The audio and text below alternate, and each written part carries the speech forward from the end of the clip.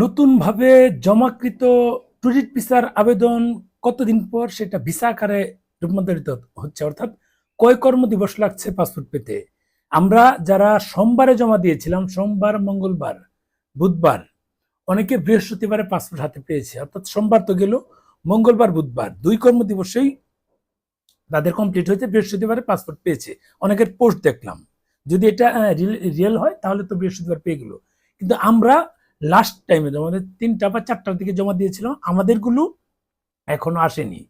আমাদেরগুলো যদি রোববারে পাই তাহলে বুঝবো প্রকৃতপক্ষে কি হচ্ছে। আর অনেকে পেয়েছে, শুনলাম যে তারা সকাল সকাল জমা দিয়েছিল, এগুলো হয়তো বা আগেই আবেদন প্রসেসিং করে তারা ভারতীয় হাইকমিশন থেকে ভিসাটা দিয়ে দেয়।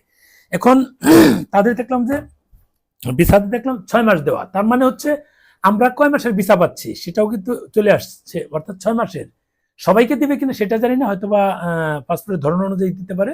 যাই হোক, আলহামদুলিল্লাহ যে ভিসা দেওয়া শুরু হয়েছে। আমার পরিচিত যাদেরকে দেখলাম প্রত্যেকেরই ভিসা দেখলাম হয়েছে। মানে অনেকে দেখলাম যে গ্র্যান্টেড বাট নট প্রিন্টেড, অনেকের প্রসেসড অ্যান্ড প্রিন্টেড দেওয়া, তার মানে তাদেরকে যে কোনো সময় ডাকবে পাসপোর্ট সংগ্রহ করার জন্য। এরকম হচ্ছে অবস্থা। এই ক্ষেত্রে এখন অনেকে বলছে যে আগের মতো কি হবে কিনা।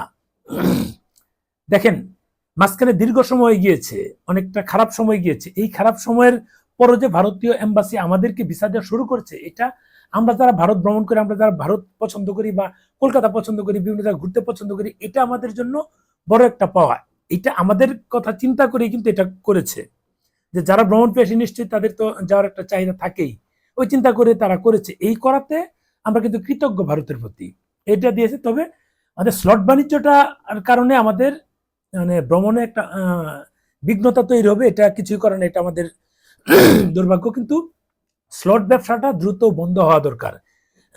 কিভাবে হবে সেটা আমরা জানি না, ভারতীয় এম্বাসি অনেক অভিজ্ঞ, এটা তারা সিদ্ধান্ত নেবে কিভাবে করবে। তবে যদি এই ভিসাটা মানে ওপেন হয়ে যায়, আমরা তো স্লট বাণিজ্যের সাথে যুক্ত হতে চাই না। তারপরও আপনারা যারা আমাদের মাধ্যমে আবেদন করাতে চাচ্ছেন, আপনাদেরটা কি করবো, আপনারা যারা আমাদের সাথে যেতে চাচ্ছেন, এখন আমরা যদি আপনাদের মানে ভিসা প্রসেসিং করে দেই, স্লটটা কি করবো? স্লট তো আমার বাধ্য হয়ে আরেক জায়গায় নিতে হচ্ছে, আপনারা টাকা দেবেন, আরেক জায়গা থেকে আমরা নিয়ে আপনাদেরকে ভিসার জন্য প্রসেসিং করে দিব, আপনারা জমা দিয়ে আসবেন, ভিসা হলে আমাদের সাথে ঘুরতে যাবেন। তাহলে তো আমরা ওই স্লট বাণিজ্যের সঙ্গে যুক্ত হয়ে গেলাম। তাহলে এখান থেকে বের হওয়ার উপায় কি? আপনাদেরকে বললাম আপনারা একটা মানে উপায় বলে দেন, কারণ আপনারা অনেকে বলছেন যদি আপনারা স্লট নিয়ে দেন, ভিসা হলে আপনাদের সাথে যাব। এই শর্ত যারা দিচ্ছেন তাদের ক্ষেত্রে আমরা কি করব? অনেকে বলতে পারেন যে কাজ বন্ধ করে দেন, দিলাম।